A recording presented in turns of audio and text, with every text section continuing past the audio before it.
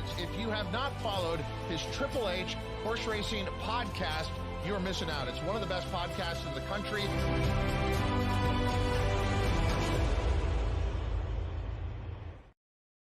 Good evening and welcome to the HHH Racing Podcast, episode 297. I am your proud host, Howard Kravitz. Thank you very much for joining us tonight. Can you feel it? Can you feel it in the air? It's coming, baby. The Breeders' Cup is just over 2 weeks away, and 2 weeks from this very moment, I will be in California. Very excited for the Breeders' Cup 2023. Our coverage is going to be immense. We'll be talking about that a little later on in the show. But tonight, thanks for watching. We're going to be talking about the Saturday late pick 5 at Keeneland. It is the final weekend for the Keeneland 2023 meet. They have 2 stakes this Saturday. We're going to be covering the late pick 5 like a glove and help you crush your bets. Please make sure you hit that subscribe button. On the right-hand side of the screen, our subscriptions have gone up and up. We need your help. Please hit that subscribe button. Smash that like button. Hit that thumbs up button. That'll tell the YouTube algorithm to send people to the HHH Racing Podcast YouTube channel. And also hit the notification bell because we have a lot, and I mean a lot of content coming up here in the next 2 weeks. You're not going to want to miss any of it. So hit that notification bell as well. You can follow me on Twitter on my name tag at @HKravitz, scrolling at the bottom of the screen. My email, hkravitzhorse@gmail.com. You can listen to us on Apple Podcasts, Spotify, and Anchor. Now, let's talk about a few administrative items. Breeders' Cup Power Picks are here. The Breeders' Cup Power Pick tip sheet is now available for purchase. It's awesome. It's going to be fantastic. It's inexpensive. It's only $20, people, total for both days, not $20 per card. And people are charging, ridiculous amounts, $40, $50, $60, $79 for their Breeders' Cup packages. We're charging $20. That's it. It's profitable. It's going to be fantastic. It's going to have a ton of information. You can read all about it. Where do you get that information? You're going to go to our website, hhhracingpodcast.com. Let me show you very quickly. I will show you on our website. It is so easy, folks. I mean, we can't make it any easier for you. Let's look at it right now. Here's our website, hhhracingpodcast.com. And right there on the top, you can see the banner. Click here to subscribe to the Breeders' Cup only Power Picks tip sheet. You click on that, and it takes you to our tip sheet. You can find out all about the tip sheet right there, and then you can purchase right there. You purchase through PayPal. Unfortunately, you only PayPal, but most people have PayPal. It's $20. That's it. And then we also have a Keeneland. Actually, the Keeneland Power Pick tip sheet is finished, so we'll take that off. But there it is, Power Picks tip sheet for Breeders' Cup. It's only $20. I mean, what are you waiting for, people? Let's go. We already have a lot of people that have subscribed to our Breeders' Cup Power Picks tip sheet. All of our hosts and co-hosts are involved. We're covering all 14 races for the Breeders' Cup like a glove, ABC grids. I can go on and on. Detailed analysis. It's going to be fantastic. So everyone should check that out for sure. Let's see. What else I want to talk about? We also have regular Power Pick tip sheets too. Just on Saturdays only, tip sheets across the country. The ROI last year was $259. It's still around $230, $240. It's excellent. Last week, I tipped out Command Performance at 35-1. That's right, 35-1. Almost won the damn thing. Almost beat First Mission. Had a nice exacta and trifecta, tipping out Command Performance and some other nice horses on our regular Power Picks tip sheet. That's through Patreon, so look at Patreon for that information. All right, before we talk about, we're also on Instagram, by the way. Let's throw that out there. Instagram.com, HHH Racing Podcast. All right, before I talk about our show lineup coming up for the Breeders' Cup and Keeneland, let me bring on the fantastic host of Bettin' and Boozin', proud Chicago area gentleman like myself. Let's bring him on. Mr. Kyle Roscoe. Kyle, how you doing tonight? How about this, guys? I'm on the big leagues tonight. What's up, Howard? How you doing? Absolutely. People are wondering, where's Pete and Paul? Paul Halloran will be on shortly. Paul is got some things going on tonight, but Paul was planning to be here tonight. I'm assuming Paul Halloran will be here tonight. Don't go anywhere. Don't change that channel. Pete Visco is out of town this weekend. I think Pete's trying to find the pot of gold, Kyle, so he has some money for Breeders' Cup because you're going to need some money for Breeders' Cup, especially if you're playing horizontally. No, I mean, absolutely. Trust me.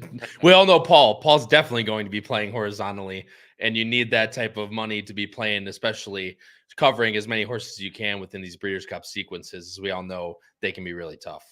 Oh, yeah, for sure. Let's check on the comments real quick for some people here, Kyle, and then we'll get to our fantastic lineup of Breeders' Cup shows that we have. I mean, come on, Michael Austin. You knew he was going to start us off. They're Michael, you and I and this guy, we're going to see you at Santa Anita, Michael. We'll have to get in touch with you. We are, Kyle, when's our plane? We're flying together out there with your lovely fiance, Emma. Yeah, what is 8 in the morning or whatever it is on a 2 weeks? Ass crack of dawn, yeah, something like that, yeah. Something very. I'll be at your house at 5:30 in the morning or something, whatever it's gonna be. Yeah, somewhere on there. Looking forward to that. Hot Rod, Rodney Evans is here. What's up, Rodney? Robbie Courtney, howdy, Rodney, howdy, partner. What's going on from Texas? What's going on? Oh, this is someone I don't think we've seen this person. Louis Carbone. Louis, welcome, man. We got the Italian. We got another Italian on the show. We love our Italians. I hope they do some Breeders' Cup Classic talk. Louis, that's actually not. Oh, we're betting and boozing tonight. I like it. Louis, we're not actually talking about Breeders' Cup Classic tonight, but Louis, let me tell you something. We will be talking about all the Breeders' Cup races, especially the Classic, in humongous amounts of detail, just not tonight. But Louis, don't go anywhere because we're going to make you some money Keeneland Saturday so you can crush that Breeders' Cup Classic, which, Kyle, as we mentioned, is not the last race. We talked off air, is not the last race this year, in case people don't know. It's actually the third to last race on Saturday Breeders' Cup. Yeah, I believe Breeders' Cup Sprint is the last race on the card. I believe Correct. That's what it is. But yeah, it's going to be a little weird. I mean, as Howard said, it's going to be like 3 o'clock Pacific time that the Classic's going to go off, which obviously is 5 o'clock, something around there. Obviously, we don't have the full schedule yet, but it's going to be a switch up for sure. Little weird. Yes, Forte has been retired if he's not here. Pete Visco. Actually, I think that's why he's not here tonight. I think he's Forte lover. Yeah. Right now, he's very sad. We'll talk about Forte some other time, but really pretty damn good career. I mean, when you look at it, Robbie Courtney, Rangers and BC.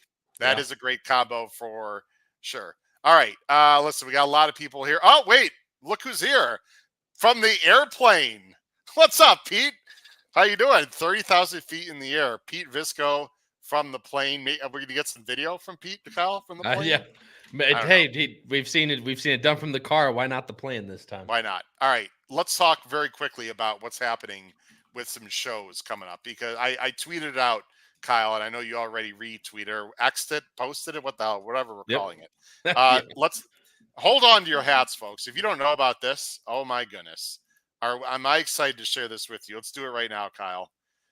Here's our shows for 2023. Don't adjust your dial, folks. What you see is correct. 12 shows, over 15 hours of coverage. Here's our live podcast. And folks, if you don't have a chance to write this down, don't worry. Go to our YouTube channel. Or if you want a screenshot. Our first one, am I excited, Kyle? I got to get your reaction to some of this. Actually, I'm going to take you off screen so it's bigger. We'll get back to you in a second. You're good. Cody Dorman and family. Wow. Cody Dorman himself, of Cody's Wishes fame. Paul and I will be interviewing the family this Tuesday, 7:30 Eastern. Doubleheader Wednesday, one of the most viewed shows of the year. Davey Lane, our good friend Davey Lane from the UK, 5 p.m. Eastern, because it's obviously a big time change in the UK. We don't want to keep Davey up till 4 in the morning. So 5 p.m. Eastern, Wednesday, all about foreign horses, and there's going to be a lot of them. Pre-entries are coming out, announced Wednesday noon. We have our pre-entry show to talk about who's going where and our reactions, 8 p.m. Eastern. Then Sunday, the 29th, for Breeders' Cup, BC contest. A great contest with, get this, are you ready, Kyle? Matt Miller, Drew Coatney, also Marshall Graham, the 3 of the last BC winners. How about that, right? Not bad, right? Who else do you need to listen to? I mean, you've placed well in tournaments yourself, being second in the UBC, to highlight one thing. 3 of the last 4 BCBC champs. I mean, I don't know where else you need to go if you're looking for contest previewing. And why don't you talk about on a family, the Mustaris are pretty good. Frank Mustari, the Papa, Frank Mustari, who's one hell of a contest player, has not won a BCBC yet, but his time is coming. He's also joining us, Kyle. I mean, that is a serious lineup. If you are a contest player interested in contests at all, you got to check that out. And then we have our post draw. They're going to draw for the races on Monday, the 30th, and we'll have a show that night. And then, of course, Breeders' Cup Friday, Breeders' Cup Saturday. And very quickly, Kyle, so we can get to Keeneland. Yep. Why don't you talk about these shows? The 2 surprise interviews, by the way, even Kyle has no idea. I'm not going to divulge it. The only Paul and I know about these 2 other interviews. I'm not even going to say what they're going to be. Those are going to be taped, by the way. But B&B, Ben and Boozen, you guys are doing some shows also the week of Breeders' Cup. Yeah, and I can't wait to be surprised because, as Howard said, I've never seen that before, so that's news to me. But the guys from Betting and Boozen, me, Patrick, Charlie, and Noah, we're gonna be covering 3 tape shows for you guys that whole week. We're gonna do the early pick 5s on both Breeders' Cup Friday and Saturday. The one Breeders' Cup Saturday does most likely include Breeders' Cup races. So we'll be covering the 2 or 3 early races that day for the Breeders' Cup. And not to mention, as Howard said, it starts at like 10:15 in the morning or something insane like that. But then for those of you that don't know, we're going to be covering one of my favorite bets that Breeders' Cup offers every year is the 2-day pick 6.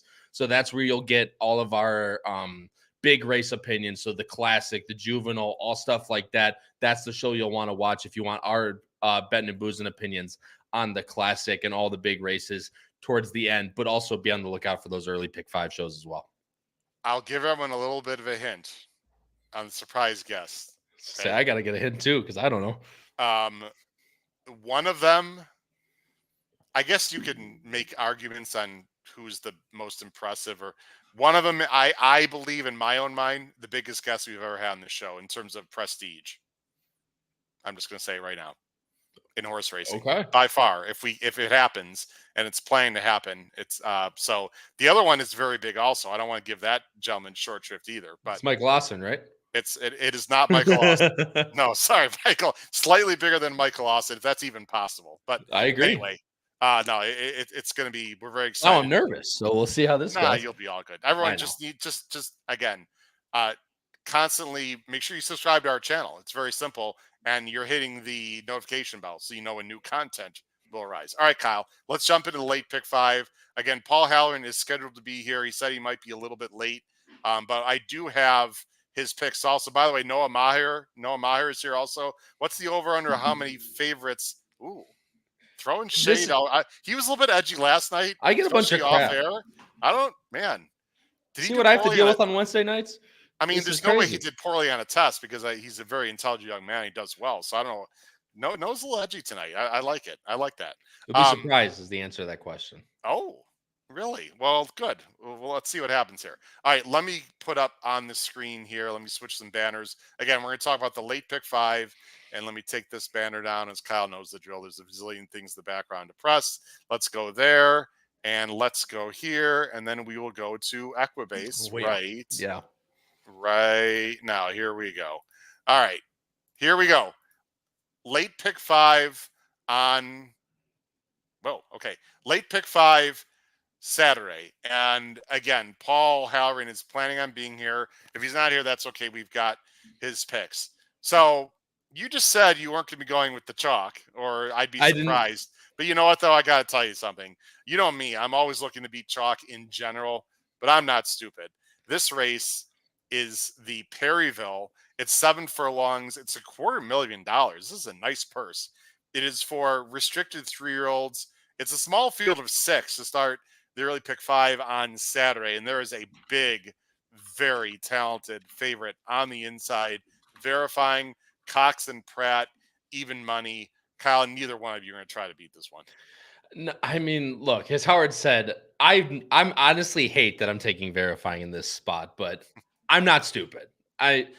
Not only do I think he might even have a pace advantage in this race, I think he's just ultimately a lot faster than the horses 2 has outside. It's a smaller field. He has that cutback in distance where last race, you can argue the 8 Challenge Jerkins, but he didn't get the lead. If you remember, rest in peace, the so-called monster by the name of New York Thunder got the lead in that race and absolutely demolished the field. We all know what happened inside the 16th pole, but he was going to wipe that field when coming down the stretch. But verifying, if he gets the lead in this race, would be very interested to play a horse in front in this race. Marco says 3 to 5 is value. How do you feel about that, Kyle? I think he's just giving me shit. For that, he said over 3 on my over under how many favorites I take, and I think he's giving me crap. But 3 to, I think he'll probably be 4 to 5 in this match, based on numbers and tactics alone. Look at me, hey, look in the background right now. Oh yeah, we'll get to him in a second. Go ahead. But a little sneak peek, but at least I just think he goes to the front and just doesn't look back. He's a lot better than a lot of these horses in this field. Although I do have some price underneath that I will talk about. But all right, let's I was about to bring Paul Halloran is he's not in the green room. He's in his car, and I believe give me a little thumbs up, Paul. You ready to go here? Okay. And he told me, you don't want to text and drive, right, Kyle? All the youngsters out there don't text and drive. You also don't want to handicap and drive. And I'm going to lie. I'd be a big liar. And probably you too, Kyle. We didn't say we didn't have a form in front of us at one point of our life in the car, but let's bring him on from his car, parked, I believe, not driving. Let's hope. Mr. Paul Halloran. Paul, how you doing tonight? Yes, I am parked. Yes, I'm good. I just sat through a very, very long half of football, and I said, I'm out of here. I have a show to do. So I love it. We're not trying to beat verifying Paul in the first leg of the pick 5. He just looks too damn good from the rail. Even money. Yeah, well, you'll see that I singled him, Howard. Although I'm going to tell you, I did take a long look at the 5 and the 3. I don't know if you guys talked about them. The California shipper, the 5, ran very well. In a obviously a much lower class of race, and boy, I try to make a case. This Brittany Russell undefeated horse, obviously a huge step up for the Maryland bred, but she's going to be a C on my ABC because I want to be alive. But I do agree. I played verifying in the Jerkins, the ill-fated New York Thunder race. I thought he ran well. And yeah, I think he's formidable in that race. Paul and Kyle, I almost put this 5 on top, guys. I watched both of his races actually live because I was betting on both days. This is a very talented horse. Now, look, he hasn't beaten anything spectacular. I really wish, and maybe this doesn't matter, I sort of wish he had a local work. I just don't like when these horses are shipping halfway across the country and don't have a work over the track, or even maybe like a work at Churchill to like get acclimated to Kentucky. Maybe it's thinking. I don't know. But if verifying loses, I really think the 5, Kyle, is the one that's going to beat him. And that's really not saying anything creative. The 5 is 7-2 morning line. Real quick, why don't you touch on Loyal Company for Walsh? This is your second choice. Real nice effort too back at Ellis. That's the one I'm looking at. I'm trying to key in on it. It was a little bit longer at Ellis, going a mile, but just getting that type of race under his belt to where he can go with. Tumbarumbo ran a very nice race, a rail skimming race last time out, who he lost to in that one in the Oklahoma Derby, just lost to a head to how did he do that in Red Route 1, which we all know those two horses, but Transect hasn't run back yet, but both those horses got 95s in that spot. I just think if Loyal Company sits a little bit farther back and maybe I like Dr. Venkman a lot as well. We can talk about class and all that stepping up and I think he's gotten a perfect trip both times. And if Loyal Company can get a little bit more headwind and outside in the stretch, I think he could have a shot underneath. Yeah. And look who's back. Confidence Game, Paul, who was one of those like sneaky long shot horses for the Derby. It just didn't fire at all. He's been off a long time. This feels like, to me, and I'm just guessing, Paul, this feels very much like a prep for the Clark. Like they're going to take him back. They're going to let him finish. And if he comes out of it well and runs well, maybe they point to a bigger race over Thanksgiving weekend. That's my guess, Paul. Yeah, I agree, Howard. But that's kind of my angle in the race. If I were playing the race separately, you know, I would be throwing that horse out and trying to get someone like the 3 or maybe Kyle's 6 underneath, verifying. I kind of think the 5 might be a win or forget about it. Should mention though, Howard, you mentioned the ship. Mark Glad is 17% win shipping, so he's not one of those guys who can't win outside of California. I do kind of agree with you on the local work, Howard. Okay. Especially with the Keeneland surface, but I'll tell you, this horse has done nothing wrong. And I'll give you one thing. I'll give you a Pete stat. Since Pete's not here, I got to fill in. That 17% domestic shipping, but shipping to the Kentucky circuit, he's 1 for 12 in the past 5 years. So okay, that's good. Good, keep it in mind. But that's your Pete stat for this race. No, we appreciate that. Good to know. Guys, it just feels like you single verify and you move on, or you don't play, or you just play the pick 4, or you try to beat verifying. But there's no reason to use verifying with others in a caveman. So if you're one of those people who likes to play straight tickets, please don't play like 4 horses with verifying. It makes zero sense. Either single verify or toss, right? And use a few and just play the pick 4. I think that'd be the most sound advice I could give from a betting perspective. Let's go on to the next race, guys. Race 7. You see our picks on the bottom of the screen. Paul. Last week, Paul, we were very, very similar. We tried to get cute. I thought in this next race, I was like, no one's going to have this 3, not even my good friend Paul. And look what happened, Paul. There we go again. I'll tell you what, it worked damn well for me last week. I had one of my better weeks in a long time last weekend. So maybe it'll happen again. Let's go ahead. You see our picks on the bottom of the screen. I'm going to go ahead and bring up our entries. It's maiden special weight, $100,000 purse, mile of 16th. 3-year-olds and up. They have not won a race yet. Field of 12 in the main body. You got 2 also eligibles as well. Morning line favorite in a wide open race is the number 9, Furious Anger for Romans. And I believe it's pronounced Juan, or I'm not Chuan. I apologize. I'm not exactly sure the pronunciation.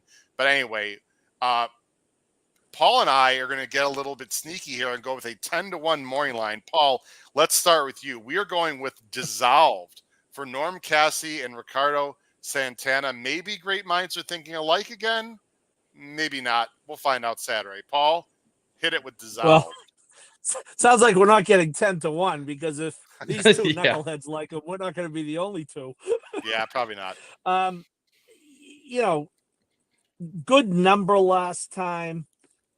Key race. Couple of horses have, at least 2, if not more, have come back to win off of that race. Norm Cassie is as solid as they come.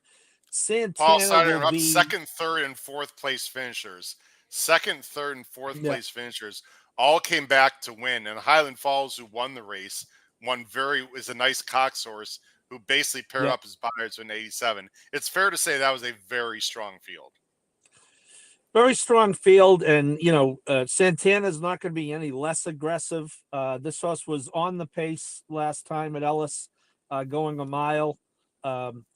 I think it might actually benefit him stretching out to the 2-turn mile and a 16th. I think he will definitely be forwardly placed, and although I am, Howard, I did come land on him, but you'll see in my pick 5, I am spread out in this race. So I'm not narrowing him, but yes, not only do we have the same horse on top, Howard, we have the same exacta. We have a 10-1 over 8-1. And again, Paul, please remind everyone, we do not say a word to each other before these races. We don't have time. I'm in my car. How the hell do I have time to talk to Howard about who? Talk about Single Dot Yacht briefly, Paul. Well, one thing I liked, Howard, the buyers have gone up every race. He went up 14, 9, and 6. I think Tom Drury, it is another underrated guy. I think we talked about him last race, the original trainer of our collector.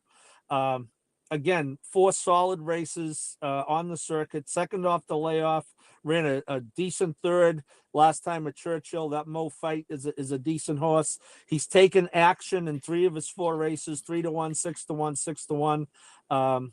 I did watch the replay. I wish I could remember it. I did track that replay down. Hernandez is very good on this circuit. So I just think a lot of things to like. And again, I'm not so sure you're going to get 8-1, but you put the two of them together. If we ever get lucky, you'll get a good exacta. Paul, do you notice that Mo Fight beat Single Dot Yacht, and Mo Fight actually finished second in the last race that Dissolved ran? Dissolved was not too far back from Mo Fight, so they're sort of coming out of a similar form line there. Very quickly on these two, and then I'll let Kyle speak. What I like about Dissolved, there's not a lot of speed to his inside. The 1 and 2 are mainly closers. What I see, Paul, this is like sort of a harness racing kind of feel, in that I think Dissolve's going to get in front of the 1 and 2, get to the rail, and then usually you want horses looking to your left, or sorry, you want jockeys looking to their left. I actually think Santana's going to break and look to his right. And if no one wants to go with him, go ahead of the lead. If there is speed on the outside, though, fine. Just like I'm imagining like that pocket trip for Dissolve. That's what I'm hoping. I really don't want him to get into a speed duel. That has not worked out well. I hope he breaks, sits, and finishes. That's what I envision. And there is a decent amount of speed. I think Single Dot Yacht is a big shot. Like you said, he's improving. He's working well. Brian Hernandez is going to save ground on the inside. I think they're both very logical to me. Kyle, you're going with the 6. The 6 is Ben Franklin. Will he be very electric in this race? Kyle? I knew there was going to be a teacher pun in there. I heard that coming. You knew it was coming. Get all your electricity puns out right now. I've got this horse third. I thought he ran well last time. Again, I'm not going to show the replay. I'm sure you watched it. McPeak, I don't know if you have a second time out stat, but I know he's good. It is 14 second time out from sprint to route. So turning a second time starter out to a route, it's 14%. So it's not the biggest stat, but he does win from time to time. And I thought this horse ran really well last time out. He had nothing really to run into. That was a 24-second quarter mile in that race. And if you look at the dam, he's a half brother to Klimt, who was a very nice horse, placed in the front runner and won the Del Mar Futurity and placed in the Los Al Derby. And then also a half to a West Coast chick who was a grade 3 place horse as well. So just the breeding in this one ran very well last time. We talk about it all the time on our show, but horses have a lot of chance to step up. Second time out, and now coming to the route distance, which visually it looked like a route runner to me coming late in the stretch. So hopefully Ben Franklin can turn it around and sit a nice stalking trip. Paul, I say this with all respect, not trying to give him shit. Remember when Nick Zito used to have really nice fast horses? Those were the days. God. With West Coast chick, one of his last real good horses. But Kyle, great job on the breeding call. I actually have written down in my notes right here, half to Klimt. Got to mention that on the show. And I liked how he closed. I don't know how strong a field that was. Yep. That's a little bit of a concern.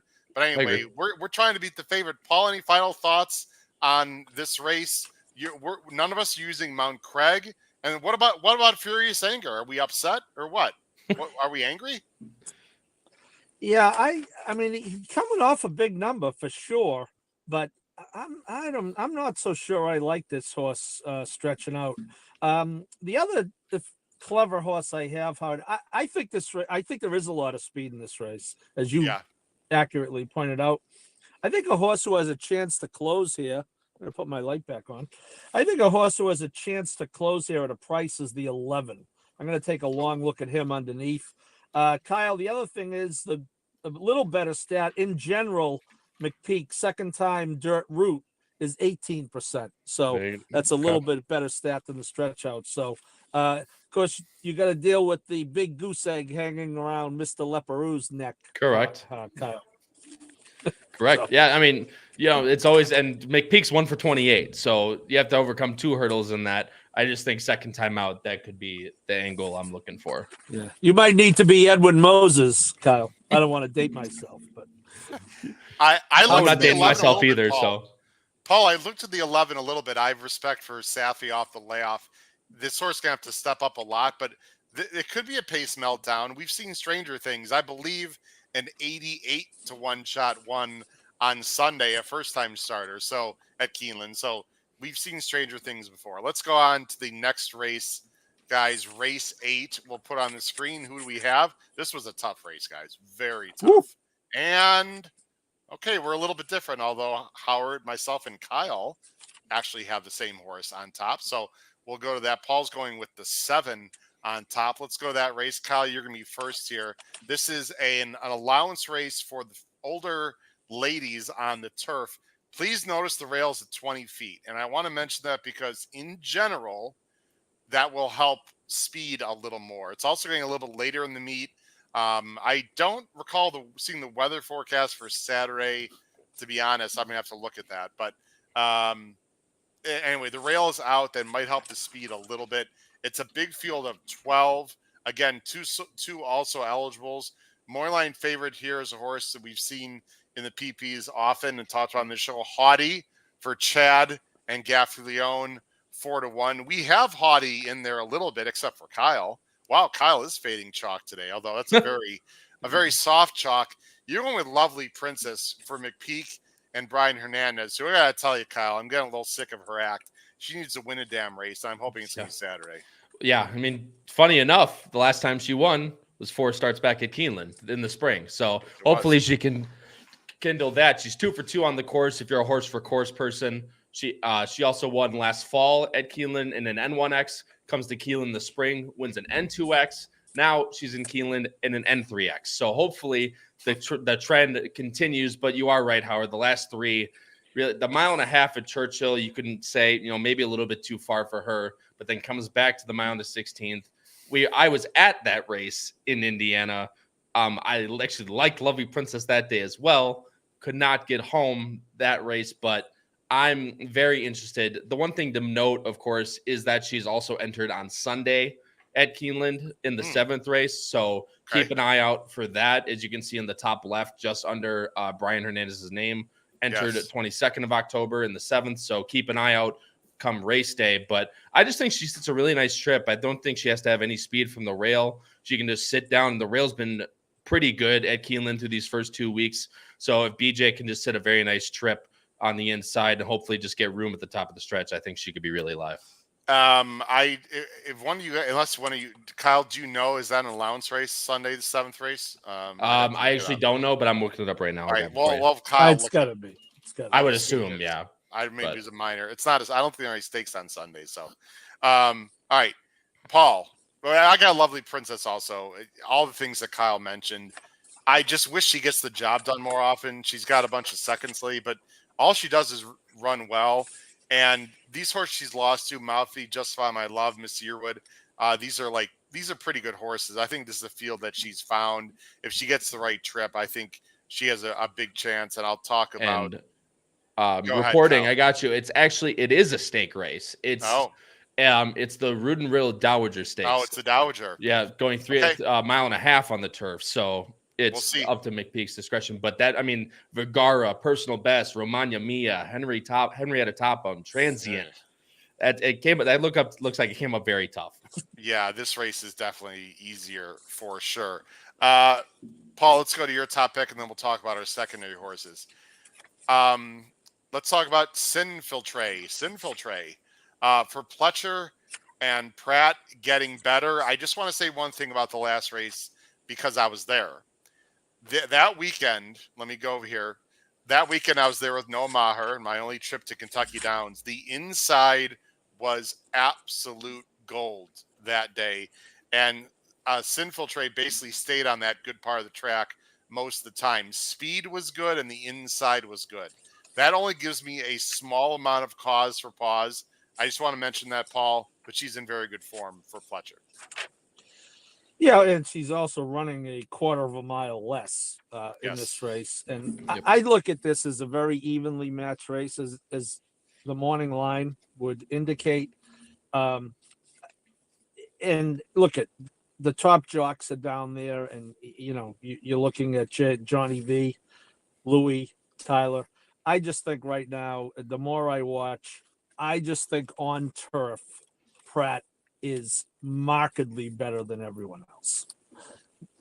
Markedly better. Wow. And that's not a crack at anyone else. Okay. So I am against Toddy a little bit. Just has not come back to run well as a 4-year-old. None of those races are anything to write home about, and the way that she was bet is also kind of an indicator, 6-1, 6-1, 9-2. So I was against Toddy. Pratt and Pletcher, obviously a good team. I hear what you say, Howard, but I do like the fact that the horse was relatively forward, although that was a real marathon. I think the horse is in position to get a good trip here. I hear you on the one. I applaud you guys trying to get McPeak out of his slump, picking him in back-to-back races, trying to get him really out of that 1-for-28 slump, Kyle. So if he pulls off that double, Kyle, you should have that ticket. You should get paid. But yeah, I think in an evenly matched race, I think the horse's numbers are good. That race came back in 92, which fits right in here. I gotta say, Paul, I agree with you, Hottie. She's been slightly disappointing, but look who she's lost to: Real Realm, Technical Analysis, Evie Jets, Fluffy Socks, McCulloch with the Moonlight, Spenderella. I mean, wow, if she faced some nice horses, there's none of those in this race. No, I agree, and that's why I almost didn't have her on my picks, and I put her in second after noticing just that, Howard. So I'm with you there. Charles mentioned she's been running against her stable mates quite often. So Richard agrees with you, by the way, on Flavian. Paul won the last race day for Walsh, great turf rider. Guys, I got to say, and please don't be mad at me, Jim Goodman, but I didn't look at Keeneland at all these last 2 days. I've just been, I got so much things going on with the podcast and get ready for a million things. And by the way, I'll be right. Paul's writing the Power Picks Friday, and I am writing the Power Picks, the Keeneland Power Picks Friday, Paul, tomorrow. And I'm going to be writing the Power Picks for Saturday and Sunday as Pete is not to mention there's also a Bet and Boozing show about that. You should go check that out from last night. There, a what? I watched. What is there? There is a Betting and Boozing show out there on the HHH Racing Podcast channel, if I remember correctly. For tomorrow's late pick five. I participated, Kyle. He did. He did. There was more. There's a lot of chats. That's Please check out Ben and Boozing episode 44, right? 44. Kyle? Yep. 44 for tomorrow's late pick five. Guys, any other horses you want to mention, or should we move on? It's pretty wide open. They're good. I think it's wide open. I like the 3 a little bit, Cassie's horse, and I'm going to use Cherie DeVoe's horse, the 6, a little bit. Yeah, I'm a little bit interested in Sensei myself, who's from Ireland, which I found interesting, but okay. Just with the name play. Sensei was like one of the few horses in this race that could improve, right? Paul and Kyle, I mean, you see steady progression. She's only 4. I like DeVoe. I'm using a lot here, guys. I'm using 5 horses as A's or B's in this race. No, excuse me. Check that. 6 horses as A's or B's. But you're not going to see this in my pick 5. I will say this for all the viewers at home. Let me go full screen. We'll talk about the next race. Lovely Princess is actually my lone A. And here's the reason why.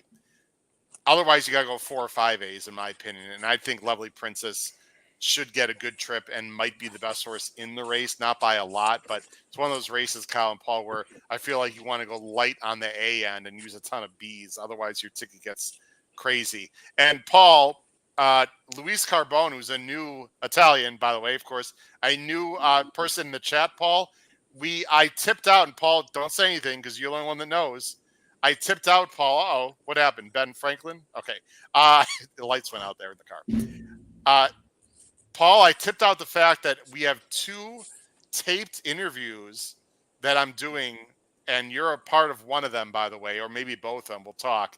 But we didn't say who, and I said on the show before you came on, Paul, one of them might be the most well-known or impressive or highly regarded guest we've ever had on this show. And you know who it is. That would be fair to say, though, right, without giving out who it is? Yeah, we're working hard. We are working hard for our viewers and making that happen. The Breeders' Cup, we always work a little extra harder. You recall we had Sophie Doyle and Ray Lou on the eve of their respective races. So we are working hard to get a special guest next week, and more to follow on that. We're still, it's in the works, Howard. It's in the works. And by the way, it is not Steve Christ or Andy Byer. Believe it or not, and they're great. This guy's bigger than those 2. I'm just going to, in my opinion. And these guys are fantastic, but no, it is not those guys. All right. Michael Austin keeps wanting to think it's him. Michael, get off your high horse, man. It is not you, okay? Let's go. Let's go to the next race. The Raven Run, guys, is the other stake. Race 9, Grade 2, 7 furlongs, 350,000. The girls, 3-year-olds, field of 9. Morning line favorite is a very fast horse for Brinkman and Tyler G. Alva Star, 2-1. She's done absolutely nothing wrong. Let's see where we're going here in the penultimate race, the pick 5. Oh, yeah. None of us are That's going my guy, Paul. Alva Star. And Howard's got a whoa. Is that a typo? No, it is freaking not a typo, everyone. Just like Command Performance was not a typo in the Power Picks last week at 35-1. I'll get to my interesting horse in this race. Let's go to you first, Paul. Paul and Kyle are thinking alike, going with Vava for DeVoe and Velasquez. Paul, you're up. Yeah, I mean, had to run the whatever 7 furlongs is at Charlestown, 4 or 5 turns. Very impressive on the Charlestown Classic card, running into Charlestown Oaks. Ran very well, put up a 92. Ran well at Saratoga.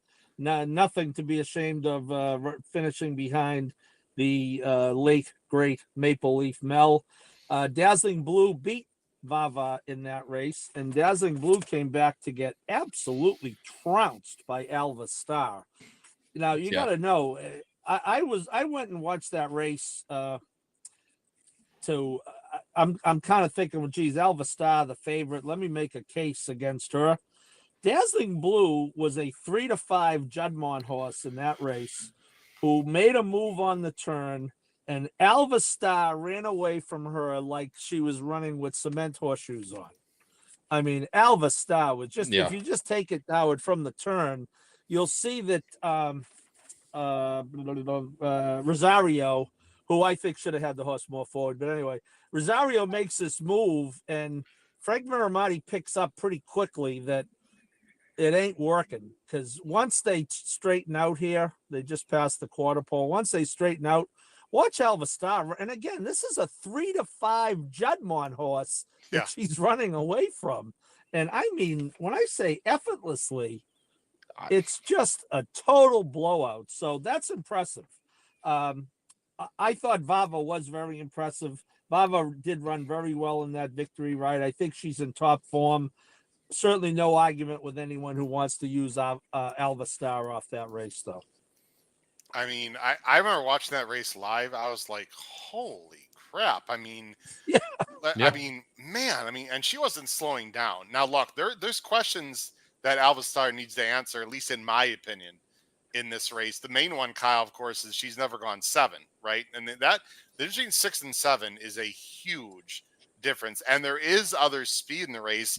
The aforementioned Dazzling Blue, and this gets into my sort of cheeky, interesting long shot that I'm playing on top. I mean, if you're Giroux and Juddmonte, Kyle, and you've got this horse 3rd, you've got Alva Star 2nd, like you can have zero confidence that Dazzling Blue can rate and sit off of Alva Star and finish, unless something happened to Dazzling Blue in that race, which is possible. If I'm Giroux, I think I just sort of send and hope you outbreak Alva Star and maybe take it to Alva Star. I mean, how else are you going to win this damn thing? I mean, you pointed out the last race. Like, you tried it last time and saw how well that worked out for you. And there is other speed, as you pointed out. There's speed to the inside. The number 2, simply stated, is just a horse that absolutely has to go and loves to go. So, well, yeah, we always think, Howard, that's whether it happens or not. But on paper, the 2 looks like he has to go. Dazzling Blue, you pointed out, should immediately go. So Alva Star is going to have to be a little wide, although she is very fast. And I am a little biased towards my Lord Nelson fillies, but it's going to be a test for her for sure. I like Vava. I think Vava is very consistent and very logical. Guys, let me talk about my wacko here. Nom de plume. 20 French to 1. Listen, my foreign language skills have been pretty decent on this show lately. 20 to 1. Guys, I've got a lot of angles I like. And look, this is all or nothing, okay? Maybe this horse can't run at all on the dirt. I don't know. But I think there's a few interesting things. One is the pace. Now, we've talked about this, Paul, a million times at Saratoga. When it looks like there's a lot of speed, maybe Alvasar's just going to get loose again. He'll just win by 6, and I'll look stupid. That's fine. I am hoping Dazzling Blue goes, or I'm hoping the 2 goes. And we don't know about Alvasar going 7, and we don't know about Keeneland. So I'm like, all right, who do I want to go with? Obviously, Vava's logical.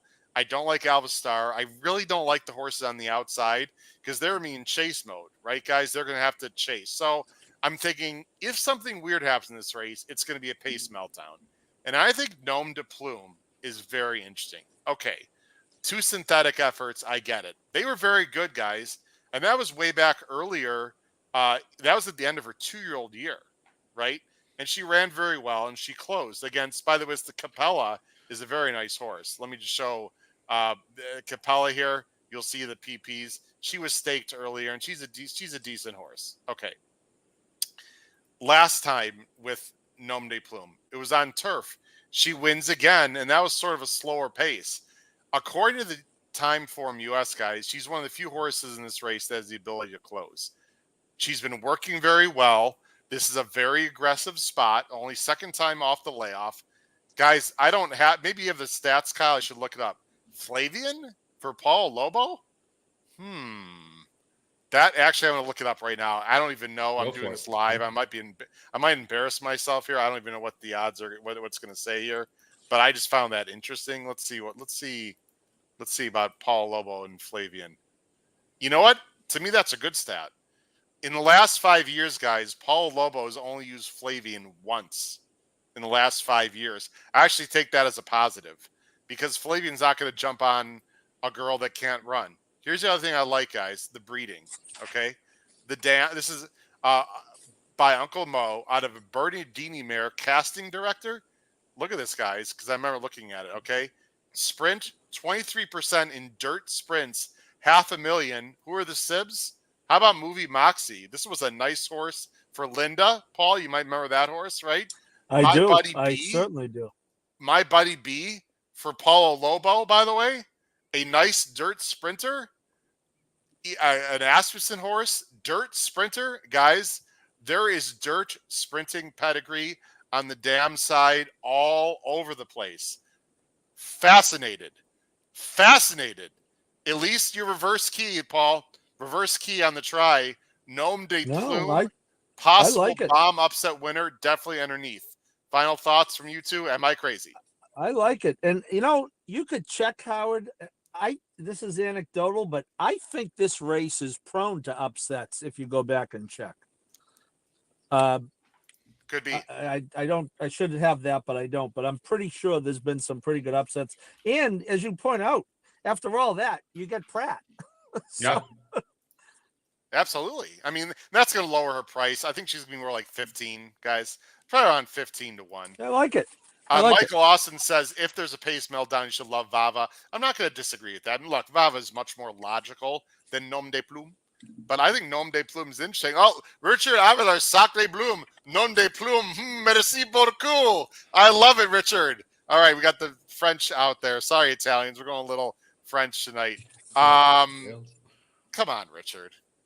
Yeah, crazy. Richard, I just, you know what, Kyle? I'm going to say this, and we'll move on to the last race. I could be totally wrong, of course. I learned this. You know, I learned this from 2 people that I have a ton of respect for, guys. Andy Serling told me this personally, and Nick Tamaro told me this personally. What's this? If you have a bomb that you want to throw out there to the public, and they don't run well, that's okay. Just come with the right angle and come with the right reasons. And I have reasons that I feel like are very justified, and I feel like I have angles that are justified. And it might not work out, but you know what? This is gambling, and if this horse comes in the money, just like Command Performance last week, guys, that can make your day. Command Performance, Paul, almost freaking upset First Mission last week. So I don't trust 3-year-old fillies in general anyway, and I think something weird could happen. So that's what I'm. I like it. All right, I'm in. Then real quick, Paul. Real quick to your stat, Paul, that you were thinking of. This race has produced some big upsets in the past 5 to 6 to 7 years. What do we got? The funny thing is that there's some actually very notable horses that have won at bigger odds as well. Bell's the one, right? Bell's the one is one. Yep. Shamrock Rose is one. 18-1 in 2018. Yep. Bell's the one that Paul mentioned at 13-1 in 2019, and then going back to 2015, Sarah Sis won at 17-1. So to your point, I mean, over half the times in the last 6 years, there have been in the last 7 years, there's been over 13-1 shots winning. Man, we've got some astute, good call. Paul Halloran is on the ball tonight. All right, let's go to the last race, guys. There's our picks on the bottom of the screen. Of course, it's going to end in a difficult turf sprint. Eesh. But it's a high-quality turf sprint, so I do like that, guys. Let's go ahead right to the entries.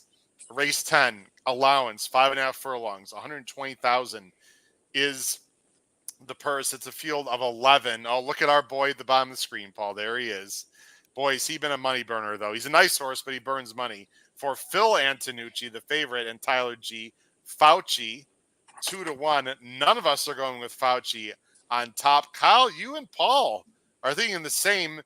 Do you know who Pete Axum was, Kyle? Oh.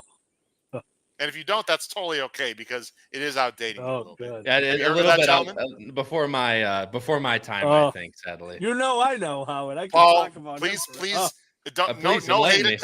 Don't throw shade at Kyle, but he's actually a great man. Paul, why don't you give the brief history of Pete Axum for our younger viewers out there? He was just a great sports writer degenerate of the highest magnitude. Loved the action. He was one of the first guys, I think, that they actually had talking about betting on TV. I think he was on NBC, Howard. I believe they would bring him on. Yeah. New Yorker, just a really and a really good writer as well. Pete Axum, one of the great ones. Hey, Kyle, do you know any horse race? Do you know any journalism people in journalism that are degenerates? Do you know anyone? I don't. You know, I'm trying to think. You know, I'm gonna go with the Paul answer and say my PR team advised me not to comment on that question. But you know, I think they could be somewhere around this show. I think. All right. Anyway, it could be. You're gonna go with Axum, Kyle. What do you like about this horse in the closing leg of the pick 5? Yeah, and Howard knows how much I also love turf sprints. Second time, came off a really decent layoff. Last ran a 2-back ran at Gulfstream in their good meet in the winter and early spring. Then comes first off the layoff for Saffie at Kentucky Downs, and we all know how Kentucky Downs can be for some horses. Not to mention that the 7 furlongs generally plays longer. I think that Axelm's just getting right back to what he wants to do, which is sprinting very quick on the turf.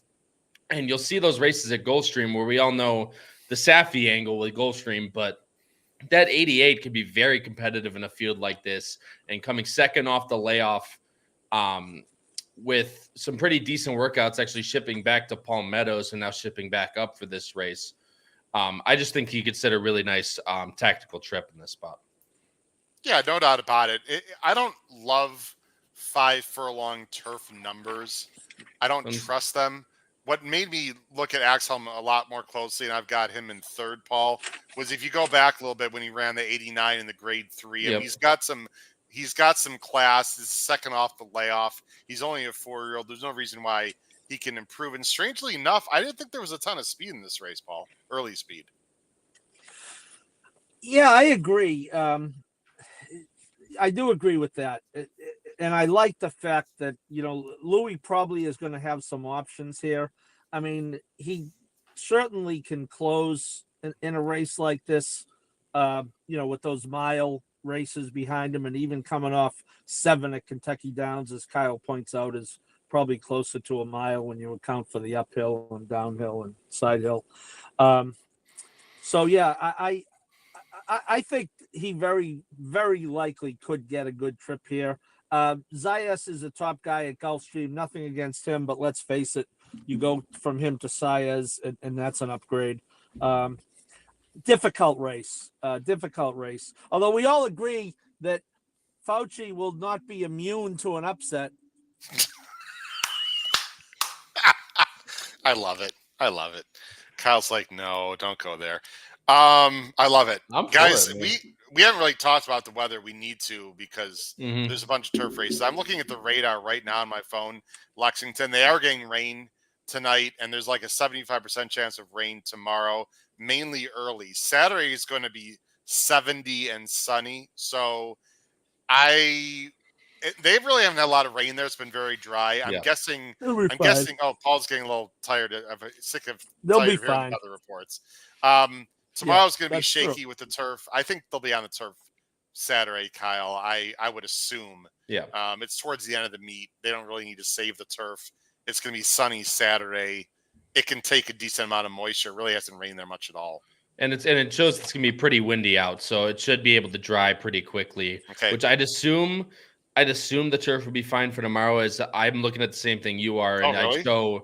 I show showers early in the day, but then it kind of goes away towards the latter part of the day. So hopefully, for my show's purposes, that it stays on the turf, because we had some good opinions in some turf races tomorrow. But yeah, I think for Saturday the turf should dry out pretty quickly.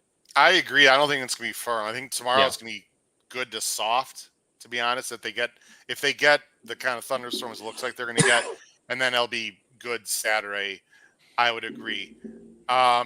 We got Mike Carmoli is here. The Italians are on full force as usual. Mike, thanks for joining the show. Appreciate that. Let's see what else. Let's move on, guys, to some other horses quickly. Fauci. Why not, Paul? Why is this horse going to lose? Well, it's one thing he does well. He's done it 17 times out of 19, so he has experience. It's a tough post in a turf sprint. He's parked all the way outside. Yeah. He does get Tyler. He doesn't have a whole lot of speed, which makes the post, I think, it complicates matters a little bit. In a turf sprint, you really can't just sit and then duck in and make a run like you can in a route. And mainly, he's probably going to be the favorite or right about the favorite. I just think you're supposed to try to beat that horse. Totally agree. Every time. I agree. With these PPs, I think you try to beat Fauci every time. Well, I am going to try to beat Fauci. And I'm doing it with a horse that I think you guys might be overlooking a little bit. Of course, I could be totally wrong, but that's okay. The number 1, Will to Run. Let's take a look at the 1. Now, I agree, guys, that there's not a ton of early speed in this race. And normally, and this might be counterintuitive, but I'd love to hear your opinions on this, guys. I really would. When there's a horse that looks to be more of a closer on paper in a turf sprint, and I just said there's not a ton of early speed, you might think, Howard, aren't you contradicting yourself? Here's my thinking, guys. First time gelding off the break with a pretty aggressive new rider in Morales. I don't think he's going to be as far back as he has been. And I don't think he needs to, because there's not a lot of speed, and I see a slower early pace. So therefore, obviously, if there's a slower early pace, guys, the 1 won't be as far back, for the simple fact no one's going to go 21 and 3 and 44, right? So I'm not saying they're going to be dawdling. It's a 5.5 turf sprint, but I think he'll be sort of default, be up closer. Not only that, it's Amos, guys, off the claim. Sorry, not off the claim, off a new trainer change. Amos is not an idiot. He knows this horse has got to be put into the game. And Amos usually does that. He's got numbers, guys, that are good enough. He's got a 92 here at Keeneland, 4 back. I don't think I'm getting 8-1. I think I'm getting more like 6-1. I think this horse is very interesting and very logical. I really do. I'm glad you brought him. I'm glad you brought him up, Howard, because Will de Rome was the horse that I ended up taking off my ticket just for the pace factor. But every point you said, I completely agree with, as this was one of the horses I was balancing between throwing out the 8 and putting the 1 in, or vice versa, or anything like that. So I'm glad you brought him up. Paul, going from there's nothing wrong with Machado and Ben Colebrook. To me, that's a pretty big upgrade. Good. Yeah, but this is a pretty big upgrade to go to Amos and Morales, who's his main guy. I've seen him win many times for Amos. And Amos, by the way, is only he's only run 8 horses this meet at Keeneland. He's won 3 of them, Paul. Amos knows where to spot horses. This horse to me is very interesting. He'll be all over my tickets. Well, I like Tom Amos a lot. I would say, though, on the trainer switch, if you narrow it down to turf sprints, it goes down to 0 for 3, which is a very small sample. Right. I don't love the rail. I think Yeah. One thing I will say, Howard, about the turf sprints, I think often in turf sprints, races that don't look that fast on paper end up materializing faster on the racetrack.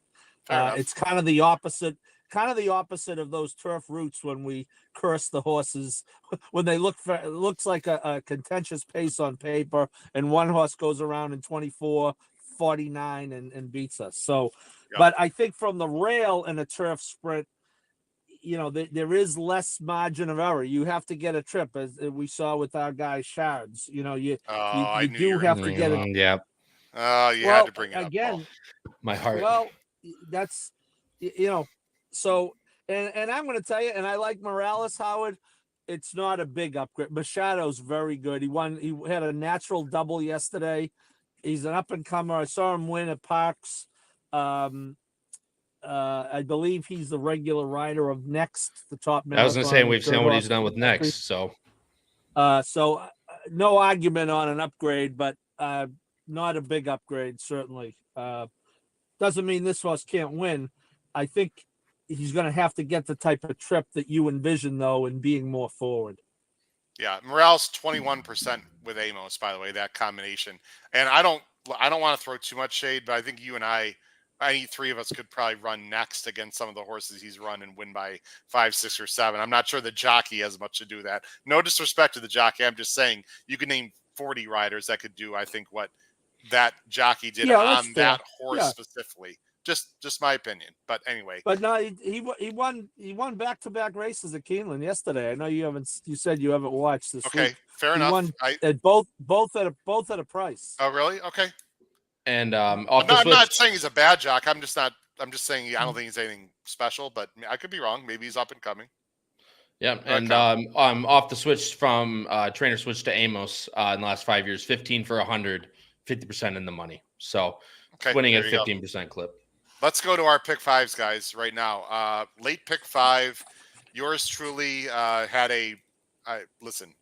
We talk about it on the show a lot. I said I was having a bit of a slump with my pick 5s, completely broken last Saturday when I cashed for almost 5,000 in the early pick 5, and I'm not afraid to say that. It's not bragging. Listen, I'm wrong all the time, but that was a nice score and had some other good scores. I'm hoping this Saturday repeats itself from last Saturday. Let's go to our pick 5s. Paul will be first. Paul's late pick 5 Saturday: 1 with 2, 3, 5, 6, 11, with 1, 6, 7, 9. With 4, 6, 7, with 2, 5, 10, $90, Paul. Singling verifying in the first leg, very logical. As you said, I should, right? Wasn't that your instructions? You should single verifying if you like. Single or toss, yes. Right. So, and then I mentioned I was very spread out. I was only going to go 2 deep in the Raven run, but but I did throw in Dad. I don't want to get beat, but this Jedmon horse that was 3-5 last time is going to be 9-2 this time. I would prefer not to, psychologically. I would prefer not to get beat by that horse. Okay. I get it. So I was able to go 3 deep there, and narrowed it down to 3 in that last race that we talked about. The Axthelm, who I like. I have the 10. We didn't talk about him, but. Gregory's Pride, who's 10-1 morning line. Yeah. Again, 2 for 18, but in the money, 12 out of 18. Pratt, turf. That's a little bit of a fuzzy for me there. So yeah, $90, and even with verifying, I think it could pay. Gregory's Pride is a horse I chased in California quite a bit.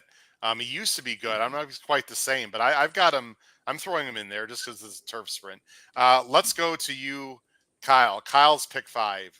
Also singling verifying: 1 with 2, 3, 6, 8, with 1, 3, 6, 8, with 4, 6, 7, with 1, 5, 8, 11, $96, Kyle.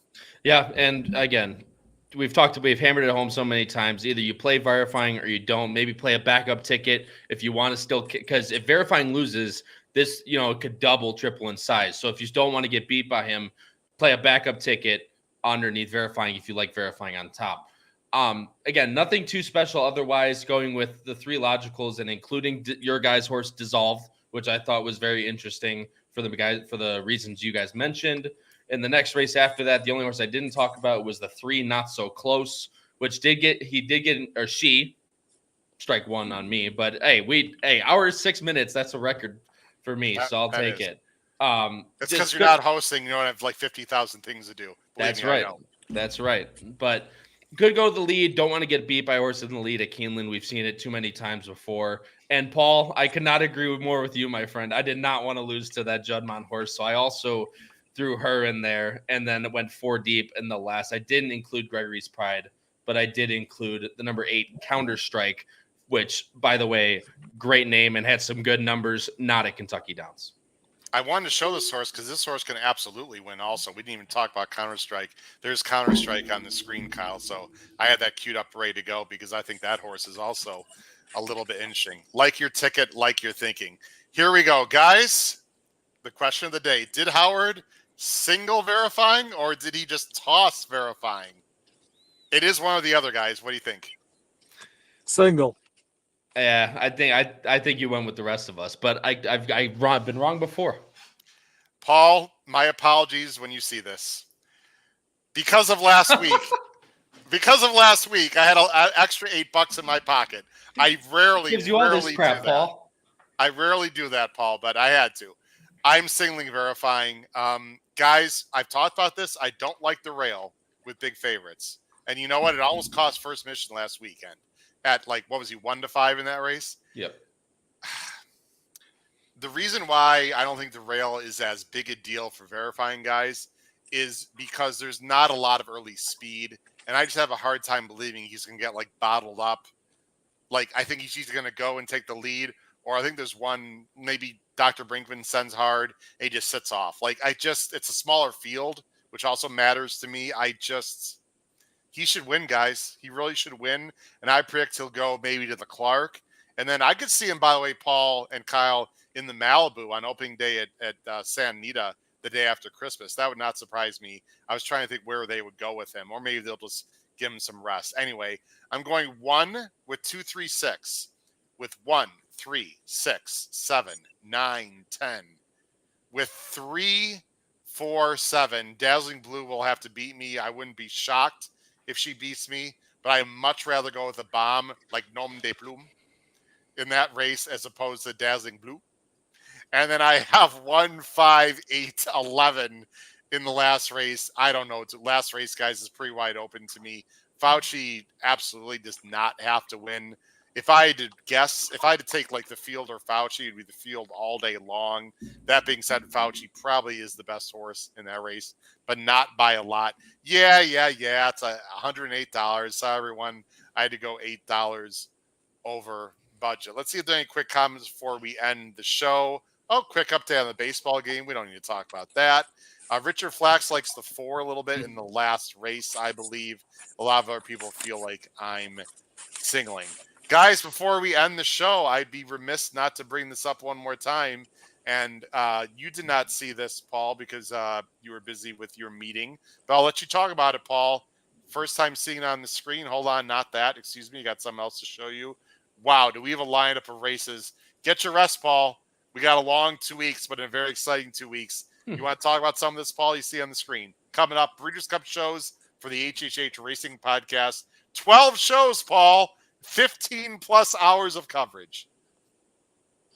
Wow. Gonna have to get to California just to rest. And I don't like the chances of that. No, hey, look, this is Christmas time for those of us that are horse players. We talked about it last week. The Kentucky Derby is for everyone else outside of horse racing, and the Breeders' Cup is for those of us who live and breathe it every day. And I will be doing that Breeders' Cup Saturday preview show from not Santa Anita, but very close to Santa Anita, yes. Howard, I will be doing that show immediately before the National Turf Riders Awards dinner, at which our guy Cody Dorman, Team Cody's Wish, will be receiving the Mr. Fitz Award for typifying the spirit of racing. And is there ever been a more qualified winner of any award? So we're really looking forward to. I like the fact that we're starting off strong in that list, Howard, with Cody and Kelly and Leslie, and don't forget my friend Kylie, who just turned 10, sister of the decade, I call her. All right. And we're looking forward to that. So yeah, it's a really good time of year, and I'm going to squeeze in a trip to Washington D.C. next weekend to visit my older daughter. So in the midst of all this craziness. And I hope you enjoy that with your daughter. And Paul, as the journalist and someone who's very well versed in the facts, is there a good chance that Cody's Wish, win or lose, at the Breeders' Cup could be I believe the first ever 2-time back-to-back Vox Populi winner? I don't think a horse has won that back-to-back, have they? Yeah, I don't think so. That's a good point. We'll talk about it more as we get on, but by far the most popular horse for people to be against as a favorite is Cody's Wish. I have read and heard more about that in the last, and I get it. Hey, look, you're looking for ways to beat favorites, so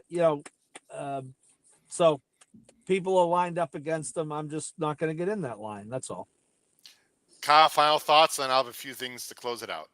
I mean, hey, everyone should subscribe down below, like this video, so we can get as much people watching these shows as possible. Not to mention the Breeders' Cup Power Picks tip sheet, which is obscenely less than what a lot of people are charging, and our Power Picks have been vastly more profitable than a lot of those. So $20, don't know what you guys are waiting for. Absolutely subscribe to those, but also subscribe to this channel because you're not going to want to miss the next 2 weeks on the HHH Racing Podcast. Very well said, my friend. Again, go to the HHHRacingPodcast.com for the Breeders' Cup only Power Picks tip sheet. Last thing I want to say, one of the reasons I'm wearing a Delphi shirt, I'm just very excited about one thing very personally. My brother and I invested in horses in a Delphi last year, and the horse that we spent the most money on, of course I'm not going to say how much, but our largest purchase, so to speak, or portion of a horse is running, and it's actually not, the entries are not in yet, but should be running a week from today at Laurel, and the name of the horse is called Magistrate. He's a big boy. He's a big gray, a 3-year-old Taprich colt, who's been trained by Clement, but he's been under the tutelage of Arnaud Delacour at Fairhill, guys, for the last month and a half. He had a little nagging issues, just nothing very minor, a lot of growing pains. He's like that big, gawky teenager. Paul, he's like that kid that you referee sometimes who's like a sophomore and like 6'6" and has no idea what he's doing, but has some talent. That's Magistrate. And so my brother and I are very excited for Magistrate, who should be debuting a week from today, Thursday, at Laurel in a 2-turn turf race. But he might be a dirt horse also. So we don't know. Listen, he could be something decent. He could be something nice. He could be a main claimer in a few starts. Who knows? But we're very excited and waiting, literally, guys, more than a year to get this horse to the races. Speaking of Laurel, the Catholic boy that I own a little piece of, St. James the Great, is running at Laurel this Saturday. Oh, good luck, Paul. What race do we know? Thank you. It's in the middle. I think it's around the 5th, 6th, 7th. Okay. It's 2:30. I'll be just getting off the court from my inaugural scrimmage of the year, so I'll be hustling to the car. Race number 5 at Laurel, Paul, on Saturday. What's the name again, Kyle? 8-1 morning line. St. James the Great. All right. Hopefully it'll be St. Paul the Great with a little piece of St. James the Great on Saturday. Guys, it's been a lot of fun. Really appreciate a wonderful viewership as always. Again, please check our channel. Subscribe to the channel. Just go to YouTube and type in HHH Racing Podcast. We have a ton of stuff coming up. We didn't even mention Keeneland today. Saturday morning, Sunday morning, I'm hosting. We got a bunch of great co-hosts coming on. 10:30 Eastern. We're going to talk about Keeneland races that we did not talk about tonight or last night. Again, Keeneland today morning show, 10:30 Eastern, Saturday morning and Sunday morning for my wonderful co-hosts and host of Ben Boozin, Kyle Roscoe, and my co-host Paul Harrell. And this has been Howard Kravitz, episode 297 of the HHH Racing Podcast. Crush your bets at Keeneland this Saturday. Take care, everyone. Have a great night. Bye-bye.